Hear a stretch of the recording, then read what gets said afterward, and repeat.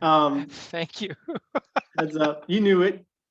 All right, so what we're Yes. going to do tonight is um, I have more material on the two witnesses that I want to get through at some point, but I thought we'd take a little break. We rolling pretty hard on that, and kind of discuss anything that's been kind of there on the back burner, or to discuss along with this, whether it's about the two witnesses or just in general about the end times, and just kind of have an open space beginning to do that.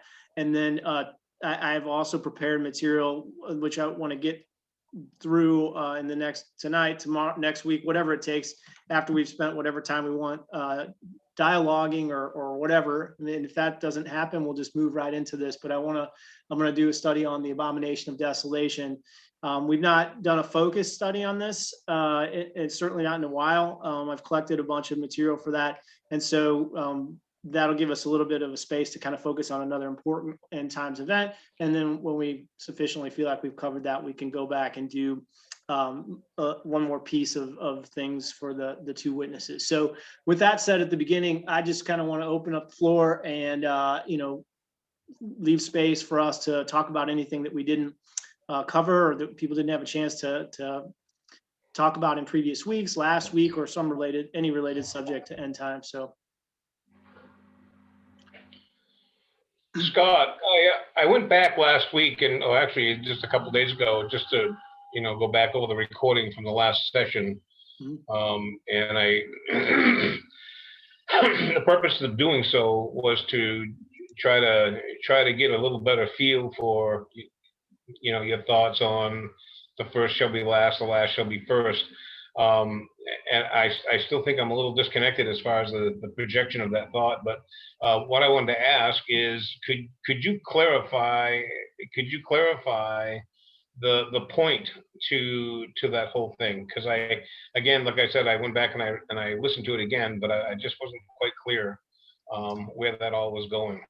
Sure, and I know I kind of moved really quick, so I probably didn't help myself out there. But so there's a string of things that I was trying to kind of pull together last week, which is related to that subject of the first and last, and how that's applied in the Scripture, in the New Testament in particular, in a number of ways that has connection to the Jewish people, and then the Gentile peoples, that is applied historically and biblically to the idea of who's going to hear the message of Christ first and last. And that also seems to have some implications, particularly in one of Jesus' parables, with who's sharing the gospel, who's the preachers of the gospel first and last, who's the workers of the sharing of the gospel. And I think, and again, I don't mean to be dogmatic about this, but if the New Testament authors are using that concept of first and last, Jew first, then the Gentile, and they're aware of these different applications, then one of the possible inferences or deductions that you could make from that, along with a few other parts that I pieced in there, which are that, as in the New Testament, the message went to the Jewish nation first and to the Gentiles second, and it was shared by the Jews first, and then over time, eventually, it was shared by Gentiles as well, like in terms of the preaching component. That in the end, it may reverse, so that the first are last and the last are first in the end times, like bookend to the first century.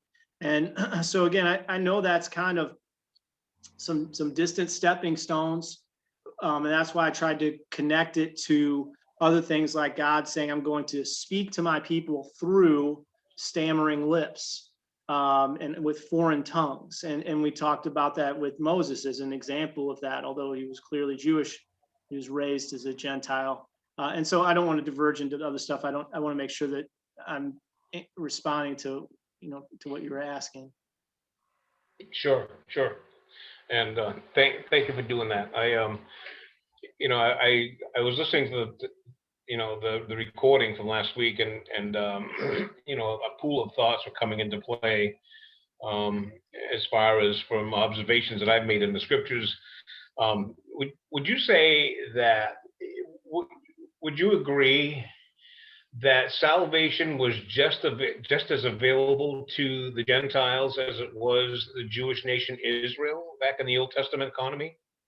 Uh, well, I think that God accepted Gentiles who came into to be members of the nation of Israel, as Moses lays out the parameters and provisions to allow that. Although that didn't seem to be God's focus, or in the Old Testament. I think the Old Testament is the cultivation of a particular group of people for the preservation purposes of the truth and moving forward with God's plan to produce a redeemer through Christ ultimately. So I don't know if I'm dodging your question, or I'm trying to answer it as best I can. That I do think there was that permission. I think there was an allowance, but I think God's focus was more towards the cultivation and protection and preservation of one nation in the Mosaic period. Yeah, Scott, this is Don. I agree with that. I would also just say, to further that point, that God was concerned with preserving a group of people who, through the Hebrews, but also, like you said, excuse me, it seemed like God was working through his people and was close to his people, and preserving that and not going after the other nations. The other nations would look at God's people and see the righteous judgments and ordinance of this people and behold them and realize that the God was close to them. And if they chose to be part of that, they could go through the allotted process by Moses to join themselves to it. But to your point, the focus of God wasn't reconciling all people and all nations. It was more of splitting the nations and preserving a particular group of people. Yeah. Kevin, does that get to what you were asking? Yeah, yeah. I mean, I just looking at this, I mean, I totally agree with the fact that God dealt with the nation Israel, starting with Abraham, who was the father of that nation. But my thought was that when I think of the first being the last and the last being the first, I was the kind of thoughts that jump out at me when I hear those kinds of things. It's more what stands out in my mind is it's more characterization. It's more characterized by humility. The Jewish leaders in the day of Christ thought themselves to be of such stature, and looked basically down their nose at Jesus and the message that he was preaching. So they were taking great pride in the fact that they were the seed of Abraham, and to some extent they thought themselves to be above and had achieved and gone on, and the ordinances and the covenants and all of those things they basically embraced as a way of, in such a way that they put themselves first.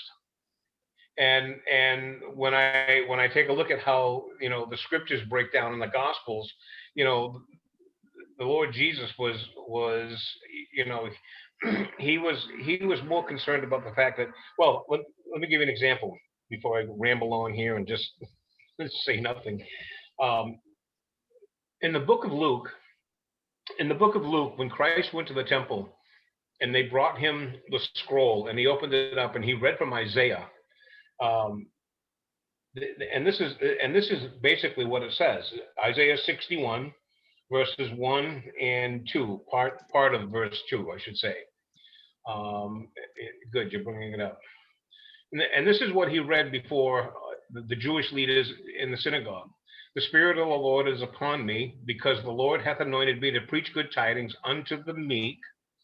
He hath sent me to bind up the brokenhearted, to proclaim liberty to the captives, and open the prison to them that are bound. Now, just going that far, to me, this is pretty generic. It's pretty open in terms of everybody, Jews and Gentiles alike. Now, to further this explanation, it seems to me that Paul, in his letter to the Galatians, chapter 6, verse 10, he's talking about a household of faith. In other words, Christ or the church was going to be born on the day of Pentecost, and God was going to bring Jew and Gentile together in what Paul wrote in Ephesians, one new man, chapter 2, verses 12 through 15.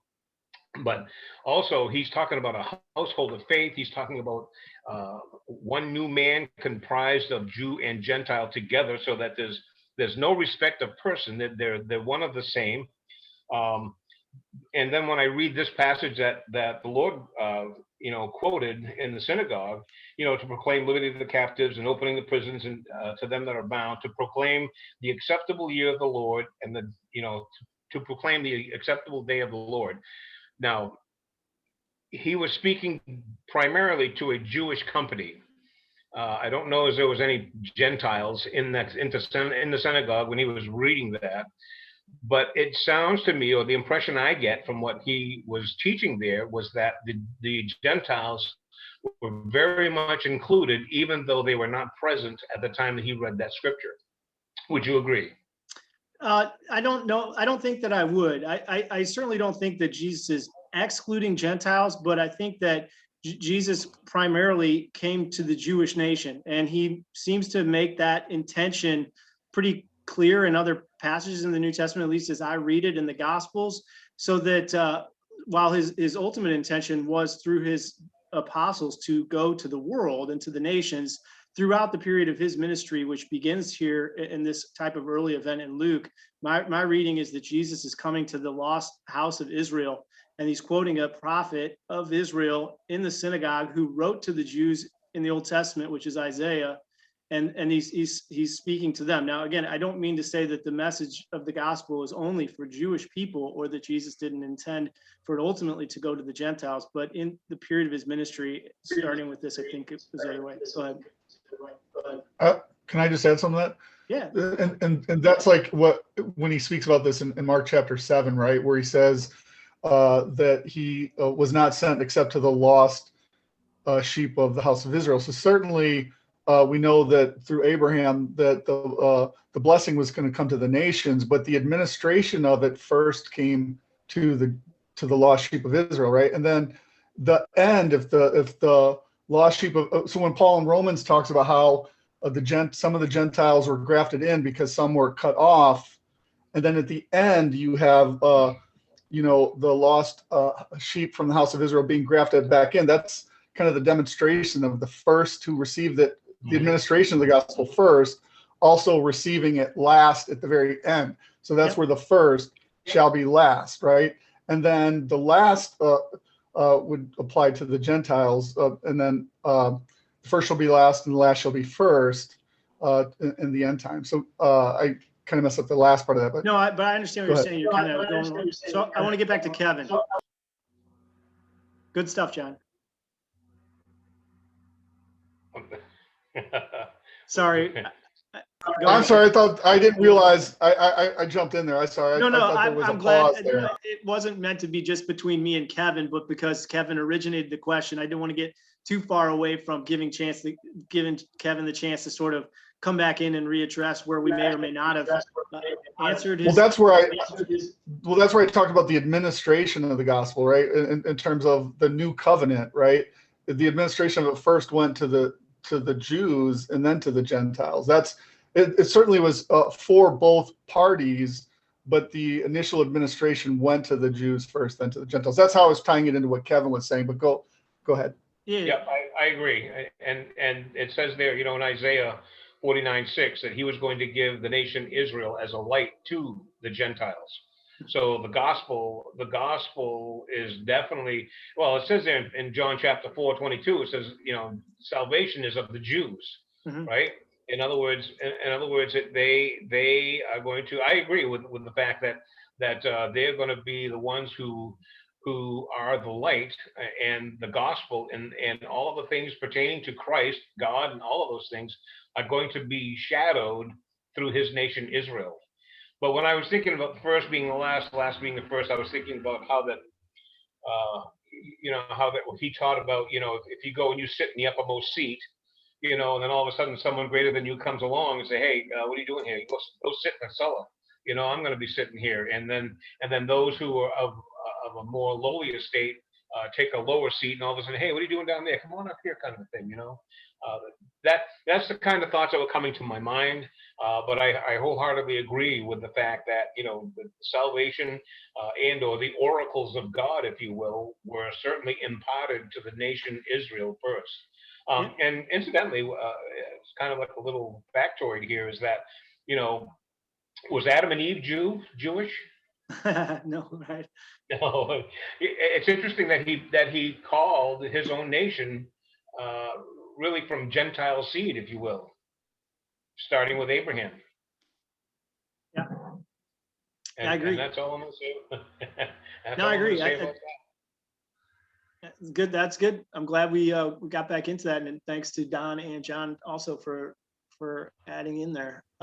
Anything else from last week? Or... So, Go ahead, Lou. yeah, I was just, wondering. So it can never be both at once? Both what?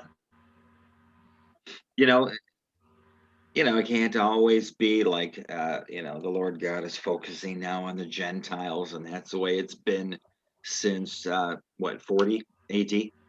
And then sometime in the perhaps 2030s, it's going to switch back? I mean, is there anything that says that it can't be both at once? Or it seems like that's the way it is, that it's never been both at once. I mean, is there a particular reason for that? It's certain so if my progression or understanding of the progression through the Old Testament was that as Kevin just said, it's non-Jewish until it gets to Abraham. and then through Abraham, God's going to preserve one particular nation because the rest of the nations are going astray and they're serving other gods, et cetera, et cetera. And so he intends to pick one and preserve it. So he picks this nation, Abraham, who's going to pass on to his seed the teachings and the ways of God, and preserve through that nation this salvation and redemption that he has planned to bring forth the Redeemer through them. And then through that covenant that he has and through his Redeemer with that nation or from that nation to inherit the earth, he then intends to bless all nations by that opportunity for salvation through the Jewish Messiah and that covenant that is with the Jewish Messiah, the new covenant. So my understanding is that now we have a focus on all men coming to Christ, coming to be part of the Jewish kingdom through faith in the Jewish Messiah in this covenant that God has with his people through the Messiah. So I think now it's sort of focus. It's certainly on everybody. It's available to everybody, and depending on what your dispensational view is, I think you're bringing up, that there is a dispensational view that says that right now it's Gentile oriented, and then it'll switch back to Jewish oriented, like it was in the Old Testament period. And so it just depends on your dispensational view. Of course, that my view is that it's not going to switch back to some sort of restricted perspective. But yeah, it's a good question. I think always from the beginning it was God's focus on those people who are righteous and following after him, and serving him. In the beginning, before there was Abraham and his people thereafter, and opportunities through certain processes in the Old Testament, and then ultimately later through Jesus, all people have an opportunity, again, with being righteous and believing in God, Jesus in this case, to be reconciled together. So yeah. Good. And then I had, so when we talk about, what is that, Mark, the rich young ruler in Mark 10:31. Mm-hmm. And the last phrase there, so that's about the Jews as well. Well, I mean, it almost seems like he's talking about, the wealthy and the poor, the wealthy and the poor, the wealthy and the poor. And then he says, oh, by the way, those that are first shall be last, and the last first. Maybe he's talking about both the wealthy and the poor, and the Jews and the Gentiles, or. Yeah, and so I think that's one of the things that Kevin was kind of bringing, that certainly are passages like this where it's a status related concept, right? It's not ethnic related necessarily. At least in this case, the primary application seems to be the difference between rich and poor. But I think that is also, I think that these things are not divergent concepts in the New Testament, whether it comes to rich and poor versus Jew and Gentile. That in that respect, as Kevin was bringing up, there tends to be I think there became for the religious leaders, many, not all of the religious leaders of the Jewish people at the time of Christ and for centuries, just as is sometimes plagued the church era as well, our leaders, of a sense of arrogance and haughtiness about our place before God. And so, they sit in the high seats. They have this sense of entitlement and privilege, and that inheritance is theirs by birthright. I think Christians have almost over the years adopted a similar concept, even in over the Jews, but just in general about ourselves in Christ. And I think that those two things don't have to be one or the other. It's either about status or it's about ethnicity. I think that those two concepts are both working, those two applications, I'll say, status or ethnicity, are both working off of, it seems, the same general premise, in that those who have it first and best in this life and the riches of the Jewish nation in the Old Testament, and yet the poverty of the Gentiles and not being given that stuff by God, not being sought after by God.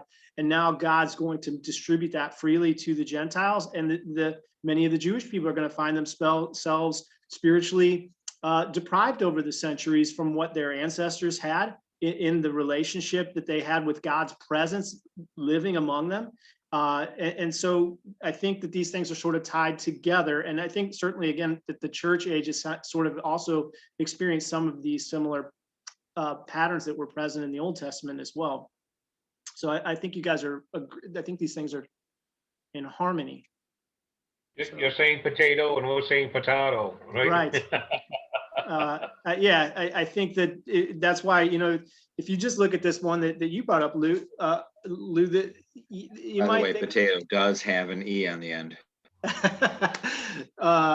so this particular verse in Mark, this passage seems to be maybe if you just had this, you might just take it to be a status about rich versus poor, but it is the same language, which is this particular first will be last has other applications, but all of them I think will have some operation based upon this thread of the idea of those who have been privileged and favored and those who have not had it as easy, and the availability of that, and those who avail themselves of opportunity and those who don't who take for granted. So I think that's all kind of part of it. And God's plan seems to operate upon that premise as well, right? That he's going to make, the Gentiles wanted to get into this. And ultimately in the New Testament, they're hearing what Paul's preaching to the Jews and they're going, can you come talk to us? We'd like to hear about this, right? And God's saying in other places pretty clearly that his intention ultimately to try to win back the portion of the Jewish people that weren't receptive is that they would see God working through the Gentiles and being accepting the Gentiles, and ultimately God speaking to them through the Gentiles, through the stammering tongues of foreigners. And the Jews would be like, we used to have that. We used to have that. Now it's there. I want back in. And I think that's the kind of envy concept that is almost employed in some of these passages with it. I was going to piggyback on that, what you were saying, Scott, in terms of what that jealousy and that the signs. I was reading one of the early Christian writers once, and I forgot who it was, but he was talking about, it might have been Irenaeus, but talking about how in the early Christian church, there was still signs showing up and how there was still prophecy going on, there was healing, and no small amount of people being raised from the dead. But he was talking to the Jew, it might have been Justin, I can't remember, it might have been Justin Martin. He was talking about, but amongst your people, there hasn't been a prophet in years, there hasn't been any of this, kind of to show that you haven't seen any prophets or any signs, yet you're seeing it amongst these Gentiles. The Spirit of God is with us, or whatever. So it's almost that contrast where they're showing that, okay, look, you guys used to be the ones who used to have this, but now look at all these things that are happening, even amongst our churches and people. And I'm thinking of Justin Martyr, and maybe we're just thinking of the same passage from the same author, but Irenaeus and Justin sometimes have similar thoughts. So there's a passage where Justin says in his conversation with Trypho, a Jewish man, he says, there was no shortage of prophets among the Jewish people all the way up until the time of Christ. And now the prophetic gifts that were once among you have been transferred over to us followers of Christ, even from the nations, right? And so he's making that statement, and that idea of, he's not just talking about the spiritual gifts, he's talking about prophetic figures, right? People who would speak for God to the people. And that, coupled with some of this other stuff on the first and last, in the language of stammering lips, I will speak to my people. And there's just a number of pieces of the puzzle, including a prophet is not accepted by his own countrymen, that are all related to a similar concept of preaching the gospel and the receptivity of it, how well it's received by groups of people, that all could, and this was my entire point last week, was just could point towards the possibility of Gentile two witnesses, rather than being only willing to consider a Jewish two witness model. So my question from last week is, when we talked about how God, like you said, will maybe use Gentiles in the end, and we talked about Elijah. I was just trying to think, is there any other prophet in the Old Testament that was a known Gentile other than this Elijah, that is a prominent prophet, even one of the books or anything, any of the other prophets that were in the Old Testament? I can't think of it. Not after the Mosaic period started, that I can think of. There's Balaam, but that's, sort of a holdover from the previous era before Sinai. Pretty like Abraham even, like that was, early Moses time, but it was. But for the biblical prophets that we see, the major and minor prophets, is there any of them, like Amos or Obadiah, anybody like that was a Gentile? Not that I know of. All of those guys have what they call yikis, which is lineage attachments to them in Scripture of what tribe and what parent they're from, and many of them are priests, right? So the ones that are priests all have Jewish lineage. And that's why I said there's a pretty strong argument that I think is no need to really be repeated, that the two witnesses could be Jewish. I mean, there's every precedent that makes that possibility, reasonable. It's just that I think it sometimes eclipses the alternative, and I don't want to miss out on the other possibility. My point is to supplement your thesis, that if we can't find very many, if not any, other major prophets in the Old Testament or minor prophets besides Elijah, who is time and time again counted as this person that has this role in the end times or whatever, the spirit of Elijah or whatever, and he happened to be the one major prophet that was a Gentile, it speaks to a lot then, okay, well, I mean, we do know that Malachi says before the great and terrible day, Elijah will come, and Jesus says, he will come, there, in terms of the spirit of Elijah. So we know that there might be some influence in terms of the spirit of Elijah with the two witnesses. How fitting that the only other known major prophet to the people of Israel was a Gentile, Elijah, and also has this role possibly in the end times. Yeah, I mean, go ahead, Kev. The only one that I can think of that would closely simulate that would be, what about the prophet Balaam? Yeah. I don't know if Balaam was of Jewish descent. I think he was more from the area that the three wise men came from, up in that area. But I think what you're saying, Enoch, like I said, the only one I can think of that closely resembles that would be Balaam. Balaam is from, he's an Aramean, which the language that's associated there is that he's from an area between the two rivers, which is usually, if you look at where he's active, it's either down with the Midianites or the Moabites. So it's not as far east of the Jordan. And there's a couple of places that have been historically identified with that land. But Aramean is typically someone descended from Shem's son Aram or Aram. And so he was certainly not Jewish. He would have come from an earlier point in that ancestry, but not a descendant of Abraham, as far as anyone knows, as far as it's attributed to.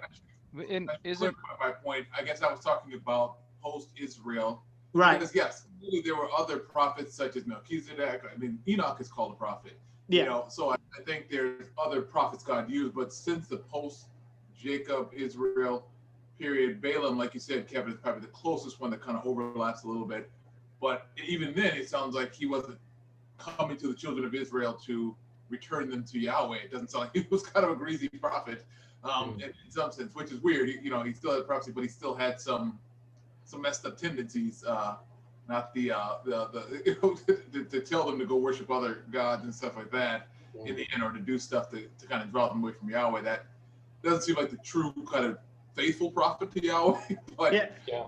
Your point is well made, Enoch, which is that after the period of the Mosaic covenant, there aren't any known exceptions other than possibly the indicators we have of Elijah. And I think, as I said last week, that there's some pretty reasonable indicators that Elijah was of the Gentiles who lived and had joined, I'll say it this way, have joined themselves to the nation of Israel over time. It doesn't mean that that Elijah walks in from some other country and goes, "Hey, I'd like to convert." He may have been from a family of Gentiles that had converted generations before.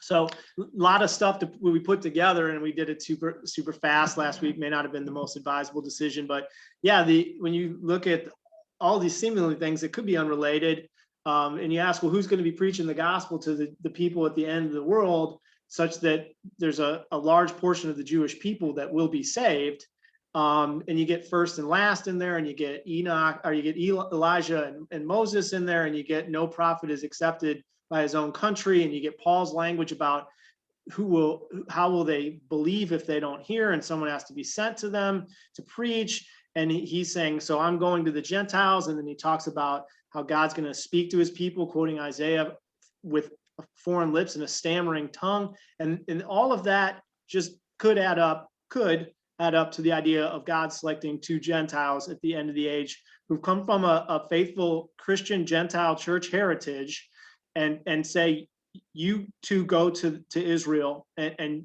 you speak to them, and that's a possibility. We could, like I said, it could be Jewish guys, but I don't want to discount this one. Like not include. So. Any other thoughts on that? Any other questions or challenges or anything? I mean, it's easy to, when I don't make a dogmatic point, I think it's easier for people to go, okay, well, maybe we'll consider it. If I say this has to be true, then, maybe I elicit more people going, hold on a minute. So that's my strategy. I was just gonna pick back on something Don was saying earlier, which I agree with, that about how I think we're all in agreement about, even though God may have an administration of direction for his message to, like, say, the Jews for one period or Gentiles for another period, there's always this open door for anyone, like Don was saying, that can come. I just thinking about all kinds of examples throughout pre Moses or whatever, and God opened it up, for those who are righteous. But then, like you said last week, even the Jews, under the law of Moses, there was Gentiles allowed to be able to come into it at any point. And obviously when Christ came, although his ministry was to the Jews, obviously I think, the centurion, I don't think that, if he was wanted to be a part of, follower, I don't think he would have been, sorry, pal, you got a good faith, but you can't come in. I think it was probably open, yet not directed. I think we're all in agreement. I'm probably not saying anything that's controversial, but I just wanted, and then even after that, even though we're saying that maybe perhaps the Gentiles are focused upon now, or at least it's the time of the Gentiles, and the Jews' eyes are blinded in some sense of their own doing, but yet there's obviously still Jews coming into the fold right now, into the Israel of God every day. Anyway, it's just not the administration focus to it, right? I think that's what everybody's saying. Yeah, I think so. And just but you mentioned that the times of the Gentiles. That phrase sometimes was taken to be a reference to the idea of the church age, God dealing with the Gentiles. I would say that alongside that, we would have to consider that instead it's a phrase, and I don't know which way you meant it, so I'm not trying to correct or anything, but I just wanted to mention, since it's gonna be part of the recording, that the alternative is that phrase is a reference to who possesses the dominion over the kingdoms of the earth, and as Daniel lays it out. So it's not about the church versus the Jews. It's about who has the dominion over the kingdom under heaven. Hey, Yeah. Hey, Scott. Yeah. One other thing I would say, and again, this is not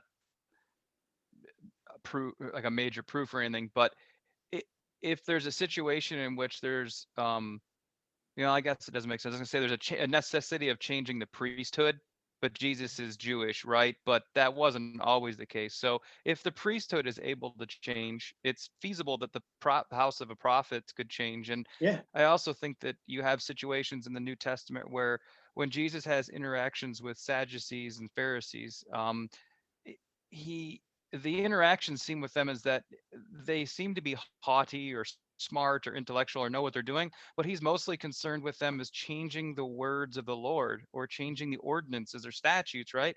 And there's these parables and or not parables, but interactions with other people who aren't Jewish by nature, where Jesus remarks at their faith and their understanding, right? So that's all contemporary going on in a period of time where you have numerous Roman, Greek, and other cultures all in the same area, and you get Jesus recognizing other people's faith.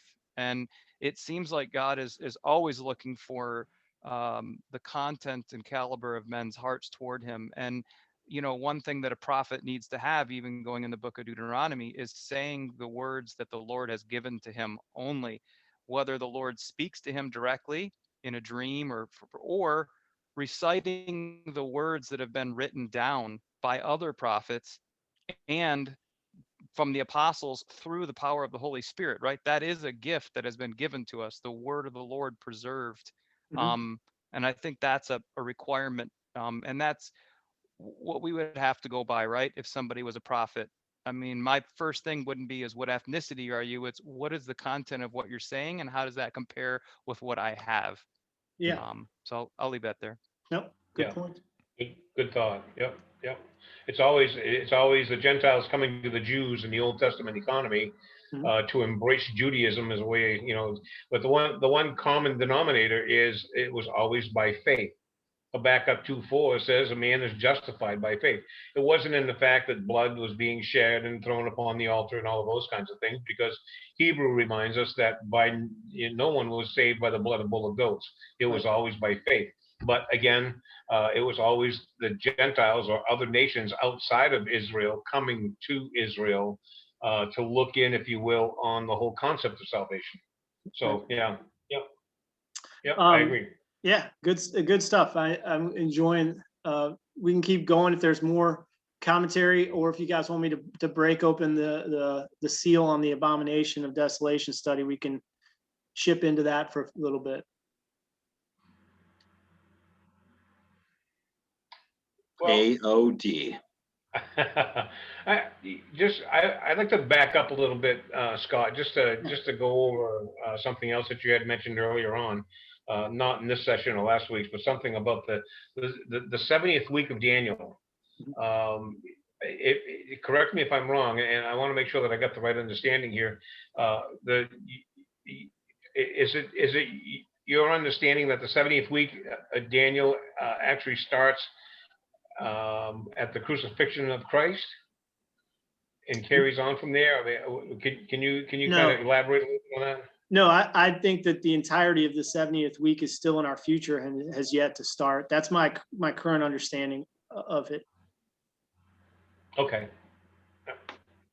Is that what your position is, or do you have different thoughts? Yes. Yeah. I believe that the 70th week of Daniel has yet to begin. Right. I agree with that completely. So thanks for asking that, because if I've misstated it in some other point or may not have been clear, it's good to have that clearly stated. So just for someone who's not as versed on the 70 weeks and the 69 weeks, does that mean that there's an extended 69th week or something, or when does the 69th week end? I mean, what do you guys think of that? Does somebody else want to answer first? I'm happy to go. Isn't the 69th week when the Messiah is cut off? Is that, so make sure, it's been a while since I've looked at that. I believe it's stated as after the 62 weeks and 7 weeks. So the Messiah will be cut off and not for himself. So my understanding is that the first 69 of these weeks, in my understanding, occurred prior to the death of Christ. Gotcha. And would have completed at the death of Christ on the cross? But by the time, I don't know if so there's a question of whether or not Daniel's, the weeks that he's given there, what the terminus point is the terminus at the death of the Messiah, or is the terminus simply sometime before the death of the Messiah, so that the Messiah dies after the 69 weeks have been completed? And we talk about that in another study where we talk about is the 69 weeks go to Christ's birth, his baptism, or his death, or some other event. And I think that there's while you could argue for his death or his birth being the terminus of that, others have also used secular dates or dates derived from secular timelines. I think that his birth has a really strong claim as the possibility because of the use of Daniel and the amount of the times being fulfilled and the coming of the Magi and that tradition and some other things. So, but my understanding is that, and just to get to something I think it was kind of part of what Enoch was raising, is that I think that there's, I'm going to use this phrase just because it'll make sense to us, but there's a gap between the 69th and 70th weeks. There are people who object to that concept of eschatology, but the reason that for me it's completely suitable is that the idea that God measures his people's time in the land with him in 7-year periods is not new to Daniel. It was part of the inception from Moses with the sabbatical year cycles. So for God to measure the times coming after Daniel in 7-year cycles of significance is not some new idea that comes up as a purpose to tell prophecy. It's a part of the existing world of God's organization and operation for his people Israel in the land. That calendar, that 7-year cycle calendar, is interrupted with a gap in the Old Testament itself, the exile period. Now, it happens to be the case that they were out of the land in a 70-year period, if you count the total number of years that's for that prophecy, and also a 50-year or so period in which the temple itself is destroyed and the city is destroyed for a 50-year period, or maybe more if you count to when they actually reconstruct it under Nehemiah and Ezra and have it operational again. But the idea that there could be an exilic gap between these cycles of God's people in the land with a temple is completely relevant, and it's certainly historically relevant because there was a gap in the sabbatical 7-year weekly cycle, certainly after the destruction of the temple in 70 AD as well, in which that gap has still not really been concluded because they don't have a functional temple, at least in that component of it. So to me, that gap is totally precipitated by scriptural precedent with exile, such that there could be a long gap between the 69th week as measuring particular points of progress in God's redemptive plan with the Messiah, and the final week where God says, okay, at the very end, I'm going to do one more week where the covenant's going to be confirmed. I'm going to have my people working at the temple doing activities, and then we're going to have one more desolating event, and then we're going to have a 3.5-year period, and then Christ, the Messiah is going to come, and the kingdom's going to be given to the Jews permanently after that point. So, and we even talked about how that gap period, the long gap period, may have a particular amount of time set for it that works with this precedent as well. But Don, were you going to say something? Yeah, I was, and maybe this is not something that maybe everyone in the group has gone over, or at least gone over recently, but a minor point, to be fair. But what you're talking about and taking in the whole of Scripture and seeing how it all fits together when we talk about the millennial kingdom and the millennial rest, right? So if we have other studies where we know there's going to be a 6,000-year period, right, and then a 1,000-year rest, how does that all fit together with these weeks and stuff? And if you take that, you would have a problem if you said that the 70th week had to complete in the 1st century, because then you've got a period of time when, you know what I'm saying, that some of these biblical concepts don't line up time from a timing standpoint. I mean, I suppose that people could suggest that Daniel's timeline of the 70 weeks was completed or mostly completed in the 1st century, and that the book of Revelation represents a new segment that is sure what comes after. I don't know that there's many who take that position. Certainly it's not my position, but I suppose you could try to work it that way. I think there are people who... I think you would have to. You'd have to say it's all completed by that point in time to fulfill all prophetic statements, right? Yeah, I don't see anybody that takes a hard line on historicism. I do think that there are certain full preterists. non-Christian Jewish communities that do apply Daniel wholeheartely to, things that took place leading up to Antiochus the fourth, and that's it, right? They just place it all there, or to King Agrippa in the first century as completing the 77. So certainly for that segment of the Jewish people, that's pretty prominent position. And it's been a while since I've done that study. I probably should go back. But is there any significance to 70 weeks, like 7 times 7 would be 490, a sabbatical like 49? Well, we have talked in our larger study on exiles about it's the statements in Leviticus where God says, if you disobey, I'm going to punish you by taking you out of the land and destroying your city and put you under a foreign nation's power. And then he says, if you don't respond and repent and do well at that point and return to me, I'll punish you 7 times more for that. And so while Leviticus doesn't stipulate the initial period as being a 70-year period, we know that it came through God's prophecy to Jeremiah, where he says, okay, here's that punishment I told you was coming, 70 years in Babylon. So the multiplication of that by a 7-year period, just kind of fits with that sort of organizational structure, I suppose, of groupings of 70 and groupings of 7 and such. We have more on. Yeah, that's good. Good thing to review in this case. I was just thinking it's 40. Is it 49 years? The 50th year is a jubilee where they're released, and so at the end of the final 7 years would be, if I'm not doing the math right, 490 years. Again, it's not 49, but be a Sabbath of Sabbaths, maybe. I don't know, a super Sabbath. A super jubilee. Anyway, super jubilee is what I meant. Excuse me, a super duper jubilee. So anyway, wouldn't that be 2,500 years? I'm not sure. 50 times 50. Is that you're right. Yeah. 7. I'm not a mathematician. I'm not. Anyway. Swing and a miss. It happens. Your observation and question is valid, even if my math is not spot on. No, I think my math was off, but at any rate. All right. Well, it is 7:50, so I'm happy to keep chatting. I enjoy these sessions where we do more opportunity for that as well. I have one other thing, Scott, and I'm sure you guys have probably talked about this, and I don't want to just throw errant stuff out there for the sake of conversation, but we do have 10 minutes left. Yep, I was thinking about the 2 witnesses and them potentially not being Jewish, and I think about 2 Chronicles 7 when Solomon's dedicating the temple. And his dedication prayer.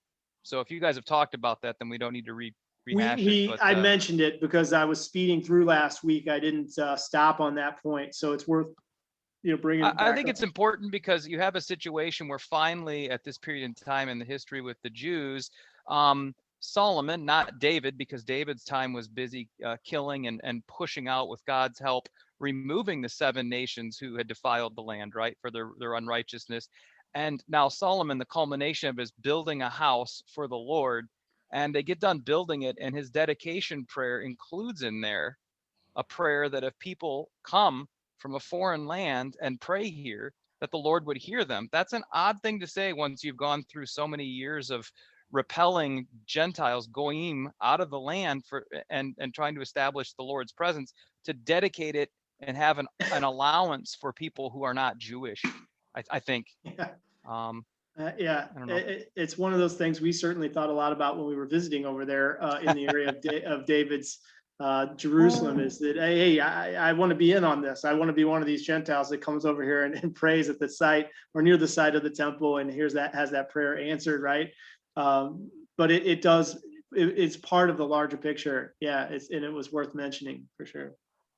Isn't there the structural layout of the temple, even from Solomon's period, that there was a section on the outside in which the Gentiles could come and pray, whereas there was some controversy about with Paul in the New Testament about how somebody brought them past the period place where they're supposed to go or something like that. But wasn't there something on the exterior, the outer court or something like that, where Gentiles were allowed to come up to a certain level to pray, but not up to past a certain level. Thus, They did have a court of the Gentiles.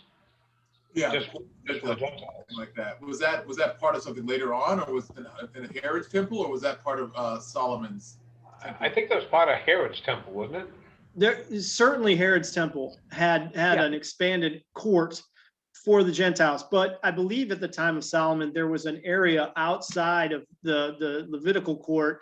It was kind of an area where other people, including Gentiles who were clean, could visit. But it wasn't. It didn't have the same structural importance that kind of became solidified in Herod's version of this. Where he really there was the Levitical court, an area for Israelites outside of that, and then an area for the Gentiles with colonnades and everything else. It was very elaborate. But I do think Solomon's had a sort of area around the priest court that was available for people in general. Well, how far could the Jews even go, even in Solomon's? What, they could come up to where the water basin was, I think, or could they bring their sacrifice up to the water basin to bring it to the priest to have their thing, their sacrifice sacrificed, or is that as far as you know? I'm not really sure on the specifics of whether they could come in for the purpose of sacrifices to the place where the animal would be slaughtered if they were bringing an offering or a lamb. They were allowed to hand it to the priest, I believe. I don't know where that would have exactly been, but I would say if people were aware of their culture, there's fire and stuff that sometimes comes out, and people who are allowed to do that are killed for not doing it in a reverent manner. So I got to imagine if you're coming in and you're a Jew and you're aware of this, and you see all of these priests and this water and these animals being slaughtered and burnt and this whole production going on, it's going to be a level of fear, healthy fear and reverence for what's going on. I'm going to be like, here, I'm just going to back up a little bit. Well, I think didn't they go so far? It seems to me, I can't remember now where I read it, but that they actually brought the animal sacrifice to the door of the temple, and placing a hand upon the head of the animal, and then the animal would be killed at that point. And it was a way of that person identifying with the death of that animal. But then at that point, it was the priest that took the animal, put them on the table, dressed the animal, and then offered the pieces for sacrifices and so on, the blood and so on and so forth. That's my understanding of it. I think that's correct. I think that's correct as far as I remember it. I think you're. And that's what I was asking. That period, but is that just to the Jews that can bring? Because like a Gentile who, like you said, like someone like an Elijah, come in and do the same thing that Jew could to bring his sacrifice up to the priest. I mean, basically, essentially, I know there's a certain part where only the Levites were allowed to go, but the part where the common folk Jewish guy that's from the tribe of Reuben, he could come to a certain part. But I think the tribe of Reuben and a proselyte Jew, Gentile, would probably have the same quarters that they could come to. The same equal access. There was nothing that said they couldn't come to theirs. I guess what I was trying to point out. Yeah, I think that's right. I think that someone who was a convert, a full convert, Gentile who had joined himself, the Jews, been circumcised and done all the other things, he was treated with the same kind of access and restrictions as a native Jew from any non-Levite tribe. I think that's correct. Yeah. And I think there was somebody in the Old Testament who was fleeing being killed, who ran into the temple courtyard and wouldn't let go of the altar. So now I don't, That was Abner, one of David's men, Abner. Yeah. So, I mean, I'm not saying that means that all Jews were supposed to or allowed to go to the altar, but he certainly wasn't stopped, and they went in and killed him for it. So to get that level of access, I don't know if the priest would have came out and tried to get him out of there if he shouldn't have been there, or stoned him for even coming close to the altar. So again, I know we're in the minutia of it. It is an interesting question. Yeah, he was a wanted man. Was it Abner or Joab? I think he was saying if you're going to kill me, you're going to have to spill blood on the holy temple. Back when they also had the tent. Probably Joab. I think you're right, Lou. I think it was Joab. But I'll tell you this much: I can't wait to see it again. I know we won't be doing animal sacrifices and stuff, but to actually see a house of prayer, and I was thinking about that because in Isaiah 56 it talks about strangers being brought, right? People who have an obedient heart toward the Lord, and being even them he'll bring into his holy mountain and make them joyful in my house of prayer. Their offerings will be heard. So just interesting tie-ins, I think, with strangers and other people being brought in, and the basis being those who keep his judgments and do justice. My salvation is near. So Mhm. Yeah. So just a good question that you said there, Don, about in the kingdom. Like, now, do we believe that in the millennial there will be a rebuilt kingdom, um, and that physical temple in the 1,000 years, or is that like the house of God that it is, his temple? I know it says like, yeah, and in the city there is no temple because the Lamb is his temple or whatever. But is there also a physical temple as well? And then when people come, will he be like seated on his throne directly? Like not only, excuse me, Naima, will he be seated on his throne right there in the temple? Like you come to make your prayers, and it's like you'll see him. I mean, at least for the resurrected saints, it'll be right in his throne room, or what? So I think that I think the first statement, one of the statements you made about no, there's no temple, I think that's a post-millennial description that comes at the end of the book of Revelation about the period after the millennium is over and the final conflict has occurred. I certainly think there's a temple during the millennial period that will, I think as you're indicating, serve as Christ's throne room essentially in Jerusalem, or something similar to that purpose. And then that's where the ceremonial stuff will be going on throughout. But you're saying after the millennium, you don't think there will be? Well, there is that statement that there is no temple, and that I think is a reference to the way things will be after the millennium is over. We'll have that final conflict event where fire will come down from out of heaven, and then there's a new heavens and a new earth, and I think that just means a renovated heavens and earth that flees from, as the old heavens and the old earth flee from before the face of him who sits on the throne. And this idea that the throne of God comes from the heavenly city down with the heavenly city, so that both the heavenly city and the throne of God are now on earth with men. And at that point, there is no more temple in that occasion, I think, because the temple was a specific idea of we're going to put God here. Because everywhere else is defiled, and we're going to have a holy nation, and then within that we're going to have a holy city, within that we're going to have a mountain, and on that mountain there's going to be a temple, and that temple is going to have a holy place, and then a holy of holy places, and then the holy of holy places where God. So there's a restrictiveness of but in the end, after the millennium, there's no more wickedness on the earth, active in the earth, and so I don't think that the idea of a sacred spot restricted to just this is consistent with that. And I think that's probably why there is no temple anymore, because God is dwelling with man openly everywhere, with the righteous on the earth at that point, righteous angels, righteous. Good. No, I think it's a good point. There wasn't a temple in the very beginning, but there was a garden, so there was an area, and there's going to be a new Jerusalem and stuff like that. So there is going to be physicality to it, and I'd looked it up before. I have it pulled up here now. New Jerusalem's dimensions, it's like 1.9 million square miles. I mean, it's large. It's roughly the size between Australia and India coming to the earth. So in that area, so it's not a little itty bitty thing, that's for sure. So it'll be exciting, I think, to have a large 1,500 area. miles, I think, roughly is like the equivalent of the span across the Mediterranean in some. That's crazy. Bigger than Israel itself, then, right? The land.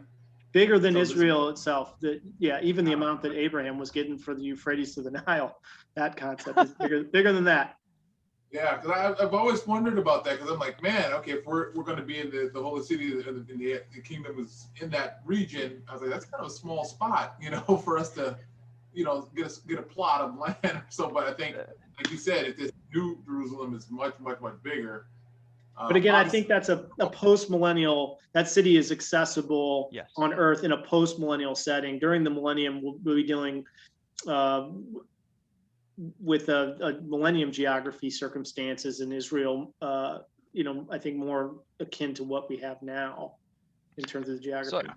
I mean, because there is a point, there is some city that Gog and Magog and the sands of the sea surround the holy city, it says, during the millennium, where it says it surrounds the holy city. So it must be some city, but maybe not the New Jerusalem city then. Right. I think that Christ is there, though. Christ is still there, yeah. and living among us there. So it's still a holy, holy city. Not like the New Jerusalem heavenly one. Okay, that makes sense. Scott, I know we had talked about it, it's been a while, but during the Millennial Kingdom, Jesus will be in the temple, whether it's the temple that was built by the two witnesses or if it's renovated for his millennial tenure. Will the people from the nations be coming up and offering offerings, peace offerings, stuff like that anymore? That's what Zechariah seems to relay, is that there is now again, what kind of offerings or aren't involved during the millennial period may be a different question than what's going on now, what may be going on during the 7 years, and then what's going on during the millennial period. I certainly would accept that.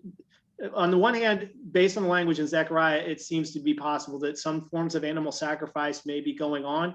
On the other hand, you do have this idea that in God's kingdom, the millennial kingdom, when it happens, Christ's kingdom, I should say, there's not going to be any violence like that, no shedding of animal blood. So, we have to work through that. But there certainly will be the nations coming to Christ at the appointed times regularly, according to Zechariah, to make their offering and tribute and acknowledgement of him as the head of nations. It would beg the question, like I understand in the final 7 years, the temple being a place for people to come up to the two witnesses, maybe incense and prayers going up during that period of time. When Jesus comes back, then the question be is there incense and prayers still going up to the Father? Obviously some of this we don't know, but it would beg the question of what would be the purpose of the temple, at that point. Other than Jesus having a house, I suppose. But well, it seems to be like there's some sort of festival type of thing that's still going on annually, that there has to be, where they come, once a year. If they don't come, they have that curse that comes upon them if they don't. So there's still some of these either feasts or some sort of festival things that are going on. I always figured that they come, but I'm not sure about for example, in that millennial period where we have mortals, so to speak, that were left over from the tribulation, how much access do they have to the Holy Throne Room?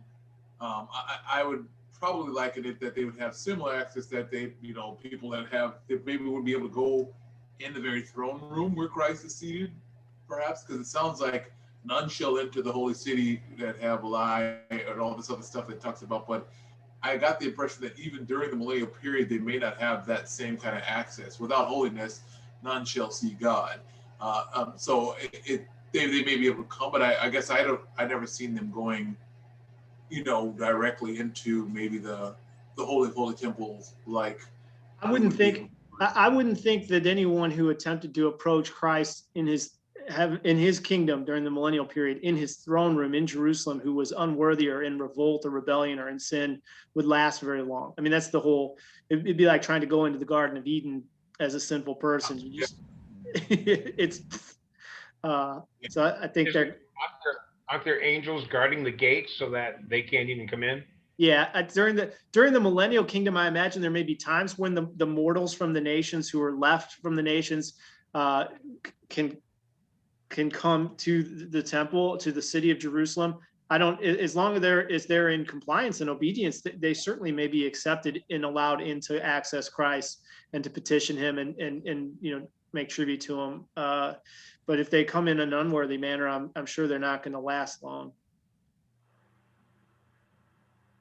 So, and I know this is a side question, but those who don't come up, it says the curse will come upon them. But I've always looked at it as two curses. It says, one, the rain won't fall in their lands or whatever. But also it talks about the same way the curse came upon them, where the tongues melted in their mouth or whatever. The one that came upon all those who rebelled against him. So I wasn't sure if there's a twofold where the plague. Yeah, I think that's where it's at. And it talks about, obviously, the rain doesn't fall on their land, but also it talks about a plague earlier that came upon the rebellious, where where it says the tongue melts in their mouth and they are consumed. There it is in verse 12. And this should be the plague wherewith Yahweh will smite all the people that have fought against Jerusalem. Their flesh shall consume away with the stand of their feet, and their eyes and shall consume away in their holes, and their tongue shall consume away in their mouth. So that's probably where the fire comes down and God eliminates that group, but he calls it that plague. But then later down where it says, and so shall be the plague of the horse, of the mule, of the camel, of the ass, and of all the beasts that shall be in these tents as this plague. And I guess it shall come to pass that everyone that is left of the nations to go up year to year to worship Yahweh and keep the feast. I think scroll down a little bit on that, Scott. I think something about saying that a plague. Yeah, verse 18, there's going to be with Yahweh will smite heathen come out not a feast. So is it the rain, the no rain, that's just the plague, or is it the same kind of plague happened earlier that he's talking about? My read on that is that the first one that you mentioned, which is the tongues rotting and they're consuming, that seems to me to be what happens to those who are rebellious when Christ comes back, like in the time he's coming back. And then what we see after that is all of those who survive, who are alive, the mortals, from the nations that come up to Christ in the time of his kingdom after that, who are disobedient or don't come up and show and obey the rules and show tribute and all that before the Lord on the appointed times, their lands will have problems. Like that's the problem. One is the consequence for the people who are rebellious before Jesus gets back, when he gets back, and the other is one of the ways he's going to deal with nations that are not in compliance during the kingdom. That's my read on it. Is that somebody said? Rain. I didn't realize that rain is not in the text. Is there another passage that cites this that tells us it's rain? No, that's in here, verse 17. Oh, 17. Okay, there it is. Okay, yeah. Yeah, I seen it and I'm like, oh, that's the one. But so you think it's just the rain for the second half and not additional? Because I think about some of these people who rebel and they sin and they die at 100 like a child. You know, you will rule the nations with a rod of iron, dashing them to pieces. So I was just kind of figuring that maybe there is some sort of punishment that goes along with this rebellious act.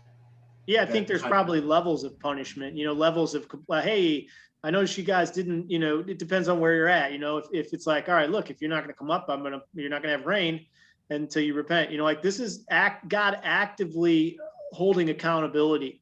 And I imagine that there's going to be, there could be staged sort of consequence. First it's no rain, then it's, okay, we're going to send some people out and kill the disobedient who are ruling in that country, and then we'll replace them, or whatever it is. There's that iron rod capacity to it. This seems to at least indicate that there may be a nuanced approach, that Christ doesn't just immediately kill everybody in a foreign nation, but he may also use other components to assert his requirement to keep the earth moving towards, and all of its people moving towards obedience and sinlessness, and shepherding it in that way, because there are these mortals that survive, children from the nations who survive, who grow up, in a couple decades of Christ's return.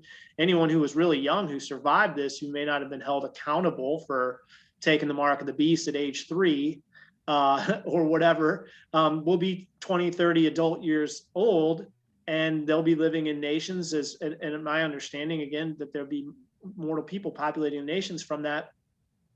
And they're not going to be like the saints who have proven themselves in character and maturity and are resurrected and are part of, Christ's kingdom in that sense. These are going to be people who are subjects of the kingdom. Now, they may be good subjects. They may be in good standing, but they still will be, among them, this opportunity for some who may sin, and consequences when that happens, including immediate severe consequences, and then also maybe these sort of more disciplinary versions. And there will be those at the very end of the Millennial Kingdom Right. that Satan will rally to once again lead a charge against the holy city, which fire comes down from God and consumes them all. Yep. So yeah. That's a fascinating point, Kevin. I was working on a book thing with my mom about the Millennial Kingdom, and when we're writing about this particular part that you mentioned, it just kind of blew my mind to think about how does that look like.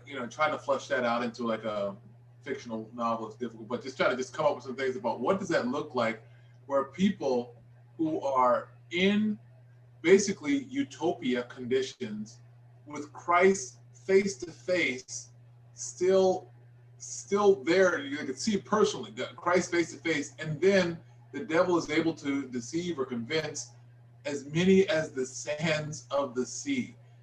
To me, I was just shocked by that, because it's like, okay, this is the best of the best. This is like, but then I think God was showing me something, that what I did a Bible study with my family called the unsatiable. The people that are they can never be, no matter what you get them, they're not going to be satisfied, because this isn't the only class that was like that.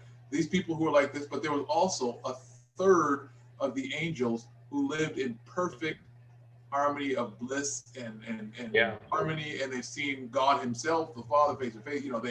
They are in the presence of utopia in that condition, and yet the devil was able to convince a third of them. So it just is fascinating, because you think, well, if people seen Christ, they live in utopia, how could you possibly rebel against such a thing like that? But there's some that are the unsatiable.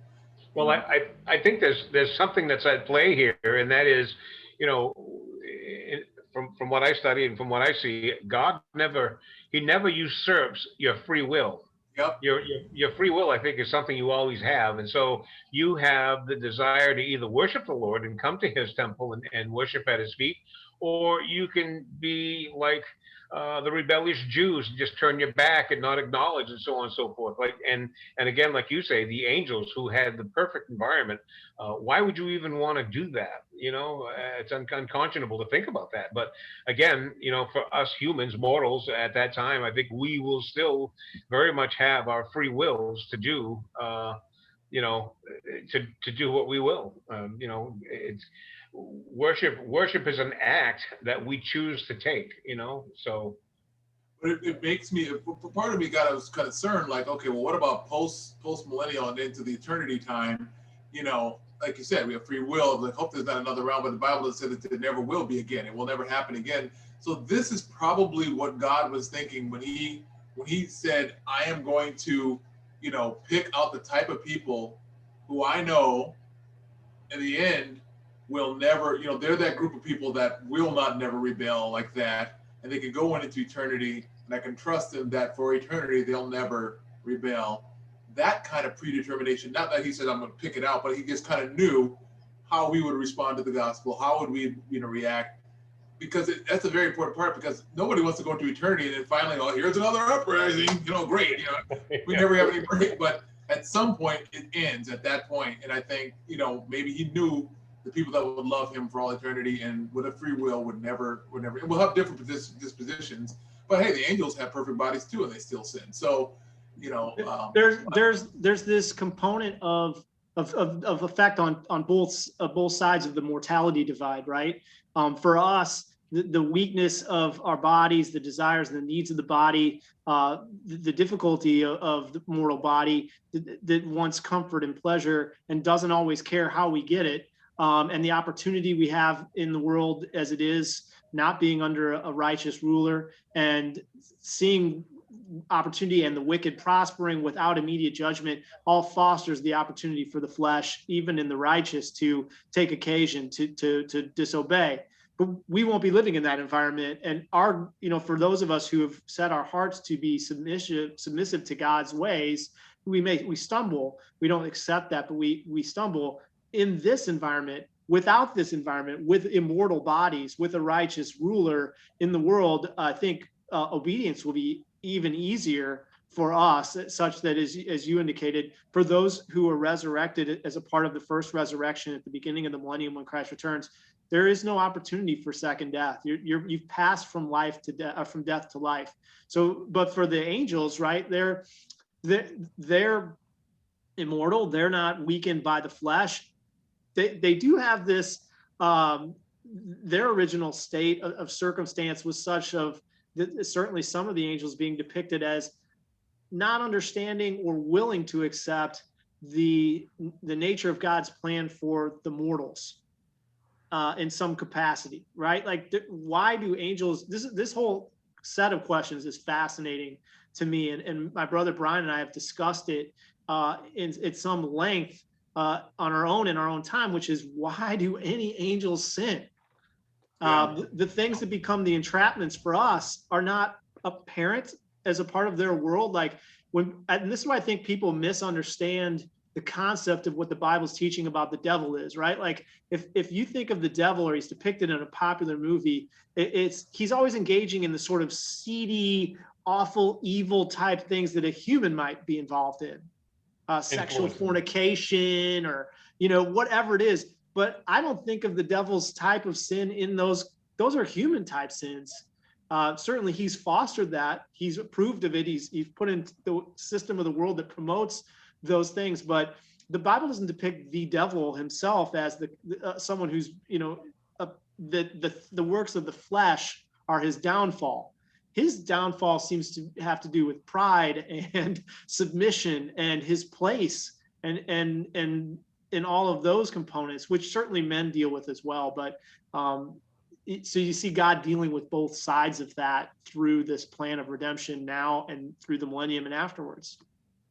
So like even without the flesh, you can not have flesh and still have the spirit of pride, but you may not have the spirit of lust as heavy when you have the spiritual body, in terms of like thing, as much as we may have in terms of the physical desires, those type of things. I think that's so. I think that even though angels did, the Genesis and early rabbinic and Christian points of view, Jewish points of view, were that some angels did come down and do that. It doesn't seem to have been the same kind of present internal compulsion that we as humans have, maybe in an inclination towards that kind of physical lusting.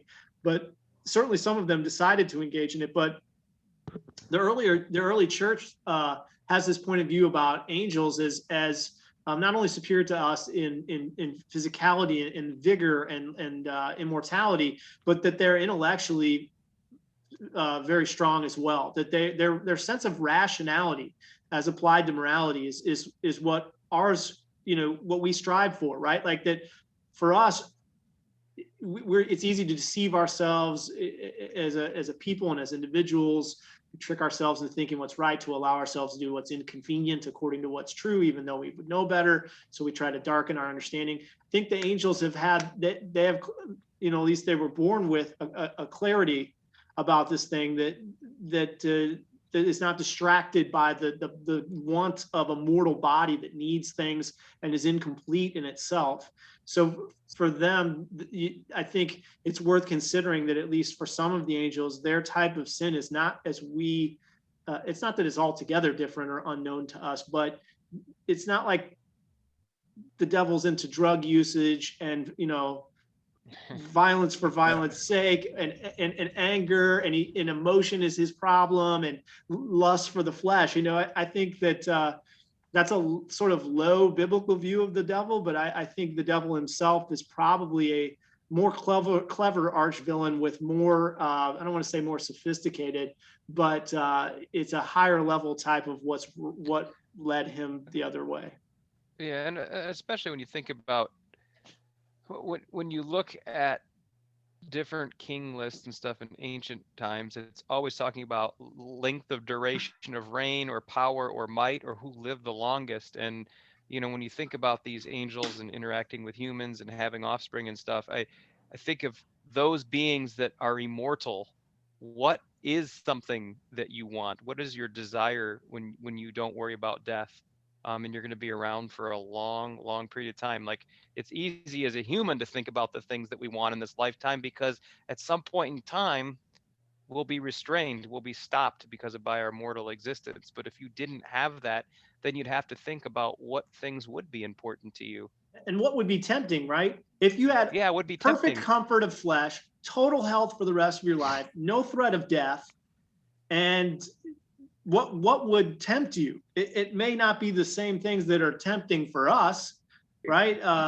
So, it's just a really interesting, cool, I think. Maybe that you know better. Well, and I like the idea that, I'm sorry. No, I just said, maybe angels just feel they know better and they're willing to do what it takes. Well, I think they're crafty and deceitful and accusatory. And I think of just the interactions, just based on our other study of them being in a power and authority over the nations that the Lord gives them, and their desires to manipulate men and these kingdoms, and then ultimately God or angels from God come in and stop them from doing that. It's Mhm. got to be jarring for them if you've ran a nation or a group of people for a long period of time, the power that comes along with that, that people are worshiping you and stuff, and then that comes to an end. Um, like you were saying, Scott, the desires that they have may be different than us, but the punishment is the same. I And I think that wonder, I think some of their the things that are emblematic of satanic angels and what tempts them and what their sins or downfall was are things that we can appreciate fully. Very earlier in the evening, we were talking about the type of haughtiness and pride that ended up being prominent among the religious authorities of the Jewish people, many of them during the time of Christ, and certainly during generations before that, when the prophets are struggling with some of these leaders and kings and priests and such. That is probably something that's easier to correlate to the some of these satanic angels, right? That they felt like they were righteous. They weren't the kind of things that were going to go and sin with like humans do, and that they were upholding the righteousness of God, but they also enjoyed sort of the recognition for that, and there's sort of this this sense of self-righteousness that may go along with the wickedness that they are doing, that where they are deviating, where God's wanting them to show correction of evil, and yet they give evil a pass. He wants them to, use their authority to proliferate good, but they don't really do that. They allow evil to prosper, and all these other things that are part of it, and what they're doing wrong, that is comparable in some respects to the way humans do it when they're in leadership. Yeah.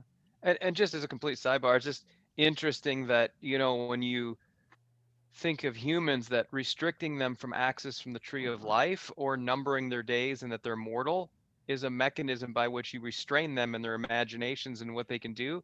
But angels don't necessarily have that. And you see these situations where it's God removing the restriction at the rivers, right? Or the winds, right? And so God is in charge here doing this. And the real restraint on these beings comes from God directly. And it seems like he's keeping them in check at Usually times, through other angels, right? Like, so or the four winds or elements, right? Like there seems to be yes, the sense that there's 3 or 4 types of restraints for angels, right? Because you can't shoot a bad fire angel. chains. There's no death penalty for bad angels in the sense of what we think about, where the body is incapacitated by ending its vitality. In their case, it seems to be the depiction of darkness. Like if you're in darkness, no matter how powerful you are, if you can't find your way to do things that you want to do, the darkness is pretty debilitating. Flames also seem to be employed. Also, we think about angels as having bodies that sometimes could have the material substance of flame. So imprisoning them in flame seems to be a restrictive capacity. You also then have chains of some kind that are used. So it's just physical restraint. And then other angels, like Michael's a great example of this, his strength and those angels with him to just physically dominate the opposition and Resist. to force them physically out and to hold them back. We have that language of withholding or holding down that's used in Daniel, and I think in the New Testament as well. So, to stop a human who's committing a crime, a police officer could shoot them and incapacitate them. With angels, that kind of, you don't really get to use that kind of mortal force to end the thing. So we see those other aspects. Yeah. It just piggybacks to the kind of system that they have in angels. When you were talking about Don earlier about here, what would they want? What would they desire if you have no desires or physical desires? And what really comes down to it with its angels, what status? The Bible is clear that there are archangels. There are, some angels that are higher than others, that have certain jobs or different roles, that they may be closer to the throne room of God. There may be, different functions for them. But the early Christian writers, as well as many of the Jewish writers, there's no small number of them that talk about why the fall of Satan, but how when the angels learned, some of these angels learned the role that man or Adam was going to play in the future, that, you know, one day he would rule over God's creation, all that he puts under man's feet. There was some jealousy with this status that he was going to have. And that if we look at it, when I think it's Hebrews or Paul, it says like when the children are under the stewards for a period of time, and it's talking about the law, but there's almost a sense that maybe Adam was this being that God was going to use one day, not to only just be in this mortal state, but to have a higher purpose. And then maybe then some jealousy. Now, if you're one of the archangels, it's one thing, but if an archangel is talking to you and you're maybe not one of the higher level angels, and say, hey, you know, there's no reason that you have to stay in this predicament, you know, you should be like the Most High. We should be up there. And then now here we've got these humans that are also going to have to share this, you know, role. And especially, I mean, we think about it, Jesus is half human, half, you know, I mean, he's like, he took the form of a human being, you know, it took on this, and obviously he's got an angelic type body and stuff, but that is an honor to say that he's part. And I think that's the thing that's interesting to me is when you look at, especially with the way Philippians talks about Christ in this respect, that he's equal to God, right? He is God. He's the very form and substance of God, and yet he humbles himself to take on being a human, to live a mortal existence, to divest himself of all of the things that God has that man don't. And not to say that Jesus wasn't God when he was incarnate. He clearly was still God, but he was living as a mortal with the confined voluntary submission to the confines of mortality and that existence. And all of that, we weren't entitled to that. We weren't owed that. He did that out of love and service that we didn't deserve. He did that. I mean, think about that. This unbelievably powerful being with no needs of his own goes through something that's contrary utterly to his existence, which is suffering, humiliation, pain, rejection for others. And the idea, I think, is shows the judgment of the certain segment of the angels that ultimately get condemned, is that they had an antithetical reaction for some reason to that idea, that their preeminence and their position was for the benefit and service of the lower, and that's why God created higher and lower, greater status and lesser, weaker and stronger, is to teach the stronger that what being good and being godly meant was condescending to assist those who are weaker than you, and that there were some angels whose response to that was maybe justified by their sense of esteem for the goodness of God's great things, that they should not condescend to become lower, and that the lower things should never be touched by or touch the higher things. And there was a mistake in there. They fed for maybe ego or something else, and that Christ is saying that's not the point. And even to us, among men, there's higher and lower. We read that parable, the rich young ruler. But that God's saying, here's what I'm trying to teach you. Even if you're in a position of higher and strength and power and comfort, don't just enjoy that. You're here to help the rest of the people too. Service. Hey, Scott. Yeah, go ahead. No, I was going to say, I think what's interesting also as well is you have this concept of walking with the Lord, being with the Lord, having life with the Lord, and receiving his judgments and ordinances, right? And then the other option is when you're without that, these angels are out there, and again, talking in the Old Testament, Moses' time, seeking after other knowledge, diverse information, or and stuff like that, and receiving it from these beings, and also potentially life or power. There's giants and stuff, and so you have these true groups here where the angels are becoming a source of knowledge for humans, ordinances or judgments or whatnot, among themselves, and trying to esteem themselves, and like you're saying with the angels, doing something similar yet sinful. You think even anatomically, where it says, let us make man in our image, that we know that God made different angels and they look different ways, different features. We've talked about, different things they may have had or looked like a serpent, but they were still sons of God. They knew that he was Father God. But to see us made it in his image, I tend to believe like we look like God in terms of what he made look. He looked like a man. The Bible says he's the express image of God. That though they all were sons of God and children of God, but yet we were the ones that looked like him. I mean, how much stuff is debatable about like, oh wow, is Jesus black or is he white or is this? I mean, how many people that feeling of, you know, okay, he looks like me, I can relate to him a little more. I wonder if there was some of that for some of them, like, okay, wow, here are these ones, and I guess these are his, you know, he made them to look like him, and then now they get this elevated status that they're going to get, those who are worthy of it. Okay, you know, I don't know. I'm just speculating on some of this, but perhaps there was some of this jealousy going on a number of levels. I think you're right. I think you're right, Enoch, because you know, thinking about man having, you know, in the eyes of angels, I think that they were evaluating man as having, if you will, for lack of a better way of saying it, restrictive freedoms. We were restricted to human bodies, but we had the freedoms of procreating. We had the freedom of living upon the face of the earth.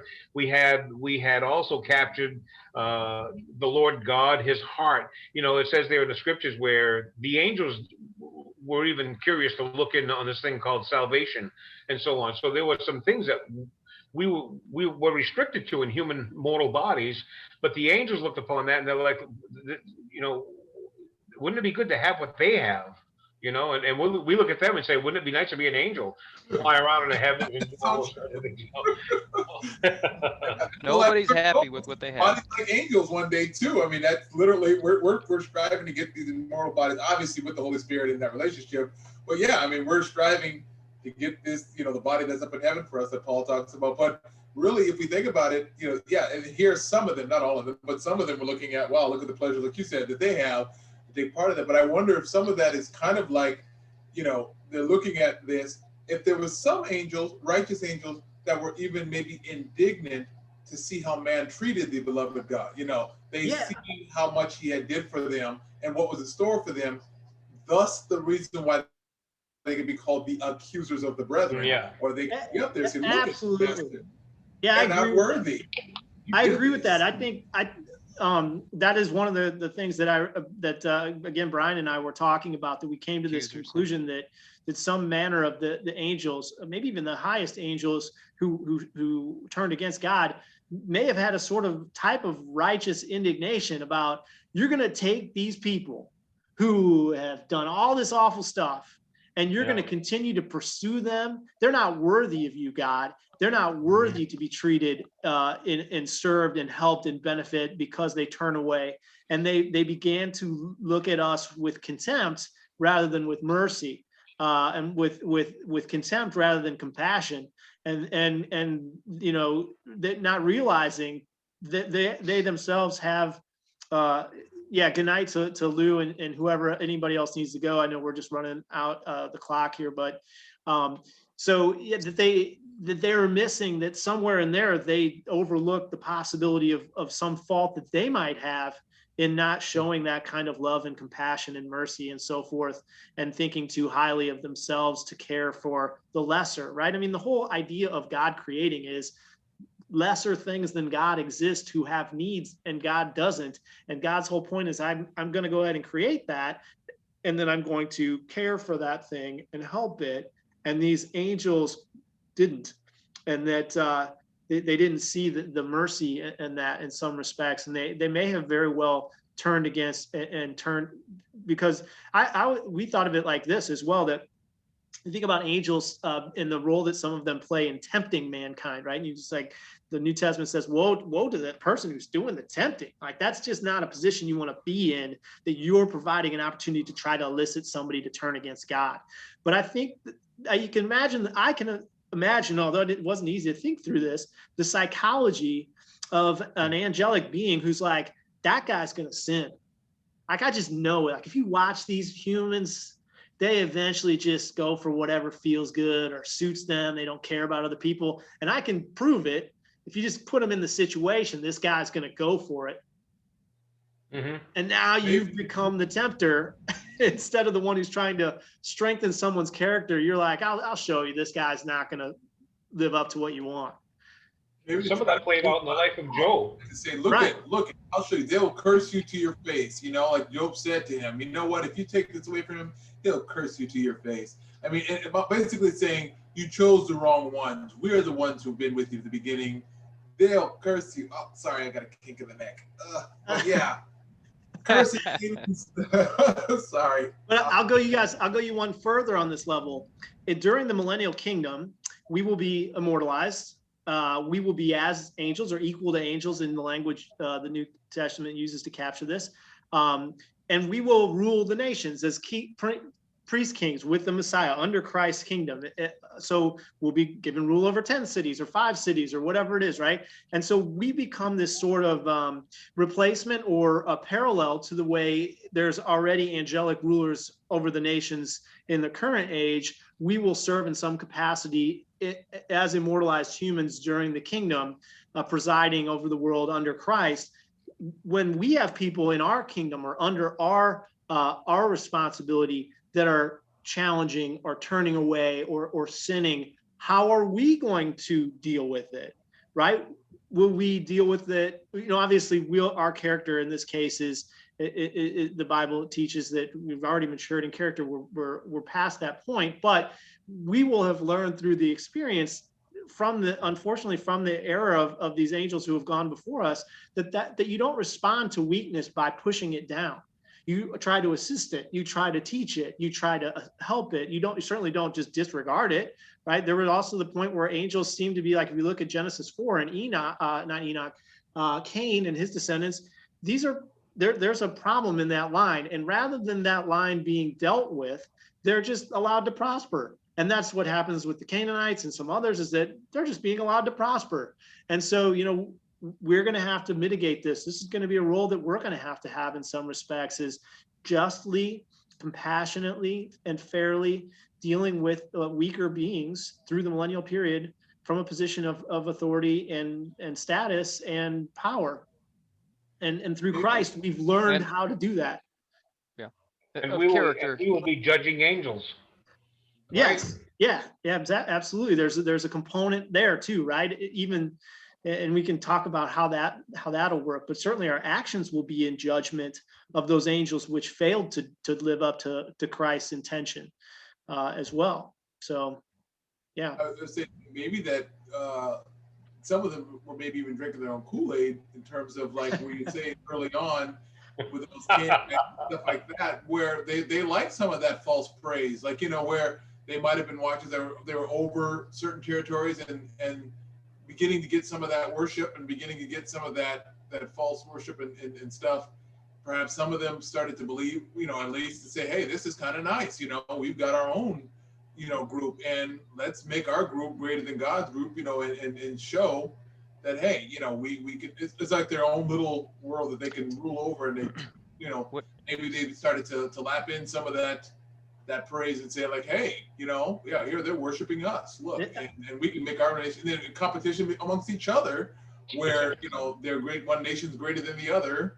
It's interesting to think about when they cross that line of being righteous in their judgment and their point of view, and maybe even righteously indignant and not compassionate, to the point where that translated somehow into permitting an irreverence for God by allowing themselves to be treated in a way that they thought should be only reserved for God at first, right? There's at some point where, and this is clear from Revelation as well, that these angels take on blasphemous names and demand worship, attempt to be worshiped, that this is the culmination of that false religion over time. We'll talk about this in the Abomination study, but how does an angel get to the point where they're okay with treading on territory that really only belongs to God? And I think it's cool to go through these exercises, because sometimes we develop this very naive caricature of what angelic wicked psychology must be. And I think that thinking through stuff like this may help us be more prepared should we live to encounter a point in time when wicked angels do come down here. They're not going to show up with devil horns and ask people to, you know, to engage in all sorts of things that are obvious no-nos. I think some of them are going to present as if they're leading the way to righteousness. And I think that's going to require understanding that their mentality may not be as obvious as the PG-13 villain from every movie I watched in the Well, 80s. yeah, and when we look at Revelation, God's the one that sends the delusion, like the thing to test us, right? And if it's an antichrist, does that mean he's anti everything and it's going to be apparent, or does it mean he's a false Christ, right? And he's Well, yeah. representing something that's wrapped up in a package Yeah. that has some semblance of righteousness. Kevin's made to that it, or- point. Yeah, Kevin made that point. That Oh, did he? not just against Jesus, but he's a replacement. He's got to at least be like a reasonable candidate. So Right. if the And when target Jesus- audience, if one of the target audiences for the devil, and also from God's point of view to test, is people who claim to be his followers, then sending someone who's obviously wicked and contrary to everything, if he sends the conservative view of Democrats to be the Antichrist, like the harsh stereotype of everything that conservatives view as bad among progressives, if that's what comes, it's not gonna, most Christians are gonna have a natural political dislike for that. I don't think the Antichrist is going to be that obvious, and I don't think that the angels who are above him leading that campaign are going to be that psychologically simple or obvious to us, to some of our thinking. I think it's certainly within the scope of the types of things we've been discussing here, but sometimes earlier in my life, we have this caricature of the devil, and I think he's not that simplistically stupid evil. Because he can read, he knows how to read. The devil knows how to read. He knows how to read. He can probably, go ahead, John. John, can you turn No, your, it's just a joke. can you turn your, Oh, am I echoing? when someone else is talking and you're not muted, it echoes really bad. I just want to manage it so that we Sorry can. about that. Yeah, I was the joke that we had was that he wasn't gonna show up in a devil outfit with horns and a pitchfork, right? That's not what he's gonna show up like. Yeah, Hey. I think even in what we read in Revelation and stuff, it's going to be similar to that, and it's going to fulfill Scripture. But it may be much, much more deceptive than even we, because the devil can read.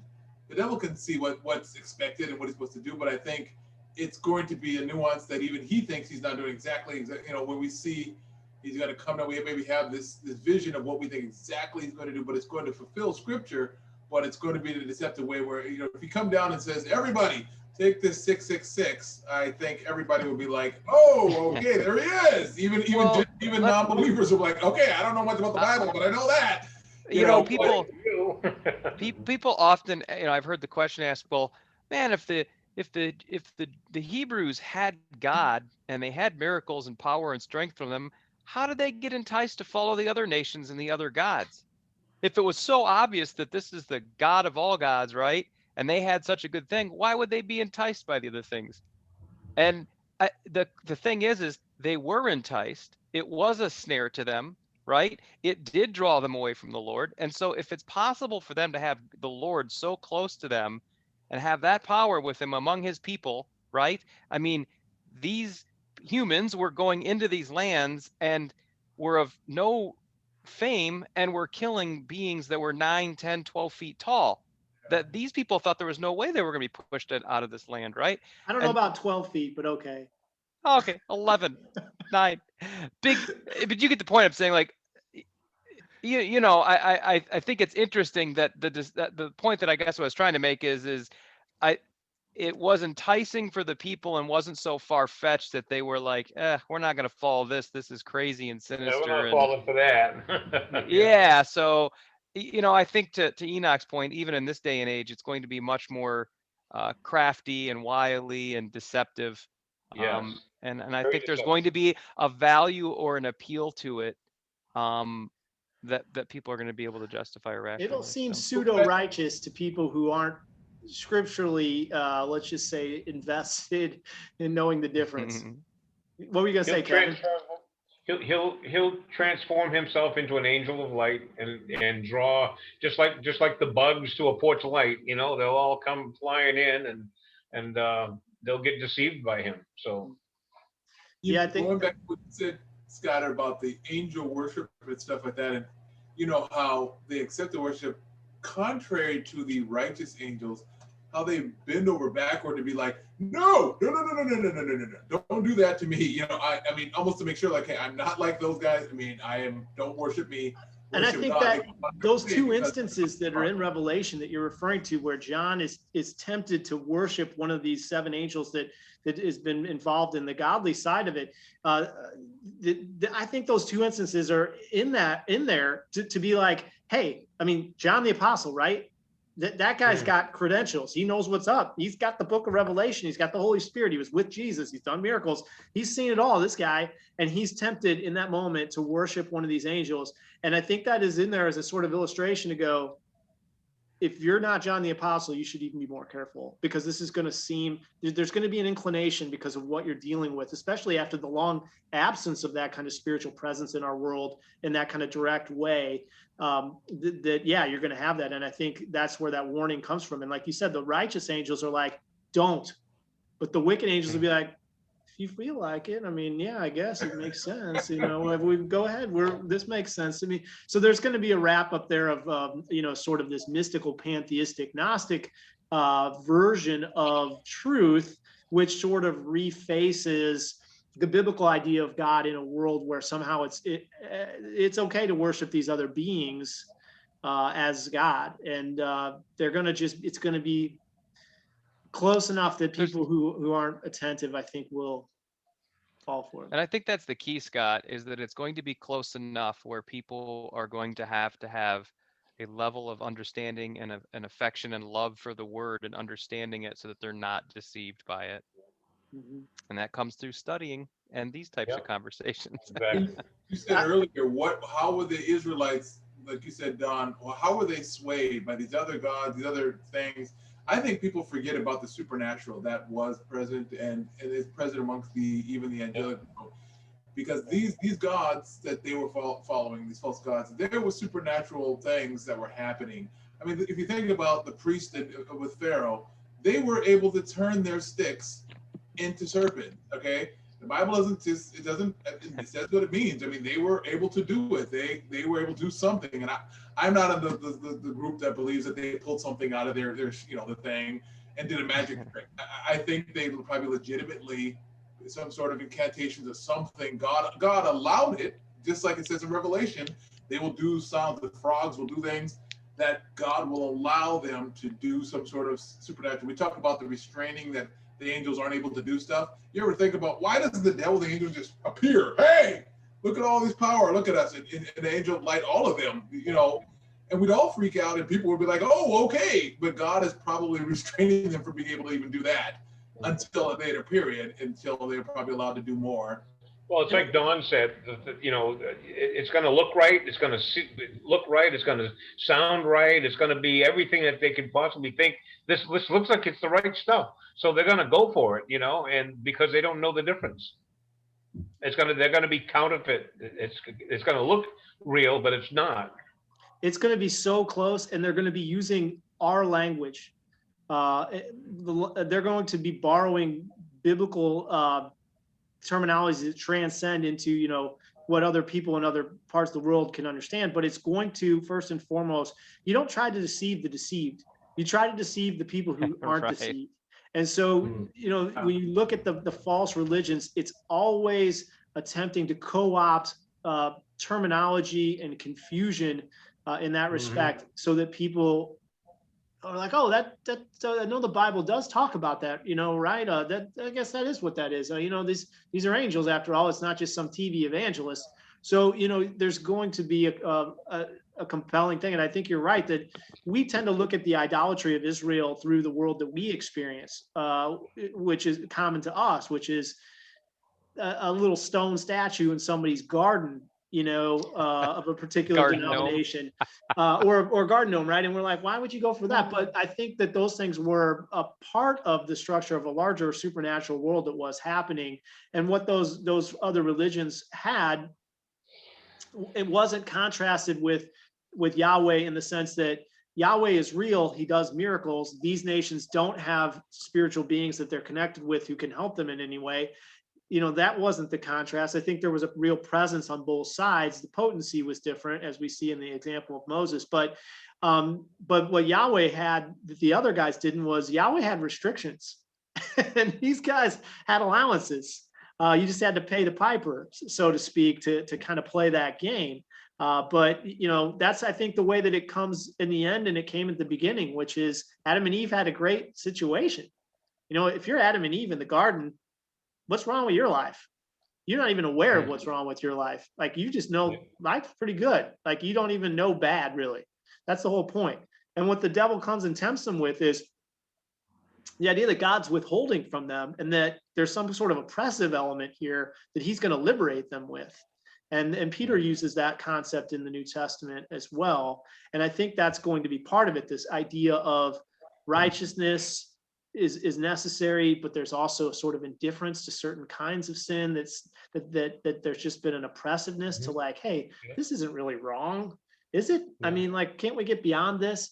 And there's going to be a component of it that part, I think, is more commonly familiar to us, the way that will be part of it. Well, we see it. We already see that happening now, as we see denominations, churches starting to be more and more, allow more and more pervasive things that even a generation ago would be unfathomable to be brought into a church. And so, as a whole, even yes, things that have been Christian for 1,000 years or 1,900 or 1,800 years are things that may not have been okay early on in some respects. right. And the norms have shifted, and that will continue to happen. But again, I don't think that it's going to be so obvious that the devil comes down as a Democratic candidate for president. I mean, he's trying to trick the conventionalist, evangelical community around the world. He's not going to show up as their chief political ideological adversary if he wants to do that. And I think there's going to be more to it than just miracles in the equation. I think it starts in waves. He starts in waves to get the people, like Don was saying, to start to open it up before he even has to come on the scene. Let them compromise with whatever they already have, and then their minds will be open to compromise later on. So as they begin to whittle away of God's things now, then if they're able to, like, have a very loose interpretation of things and do things with the scriptures, so when he comes, it'll be much easier for them to kind of like, well, maybe this is. And it's like where it's easy to kind of transition if they've already whittled away. Because what does the Bible say? Because they believed a lie and refused the truth, or whatever, the righteousness of the truth, he will give them strong delusions. So it's not like he just gives them strong delusions, but it's because they refuse the truth and prefer to lie. So I think that happens even before the strong delusions come. And then the strong delusions is just kind of the icing on the cake. Like, okay, it's kind of like at the end of the millennial. Okay, these people have stuff in their hearts for probably centuries. It's not like Satan just pops out like, oh, snap. I mean, and then all of a sudden, right. I believe he had stuff going on for centuries. And then this is God's way of cleaning up the roaches. Like, okay, I'm gonna let you out one more time, clear out the wheat from the chaff, and separate the opportunity. And it's already in their hearts. And he just plants the seed, and he just comes in. They're right. The harvest I think that's, when you think about that again, you brought that back to the post-millennial setting. But if you've been living under a righteous king for a long time and you haven't been able to do evil, but the world has been, pleasant, you've had all your needs met, but there's just certain things that you feel like, why shouldn't I be able to do this? You're going to have that opportunity, and you're going to have the devil saying, yeah, let's do it. There's nothing wrong with it. And they're going, let's get rid of those oppressive moral forces that have been in play for the last 1,000 years. And I think there's an opportunity there. Let me just pause for a second. I'm going to stop the recording because I don't need to record on and on and on. I'm really happy with this session we've had tonight, and I don't want to stop just because I can't, have a recording that's super huge file. So give me 1 second to pause that.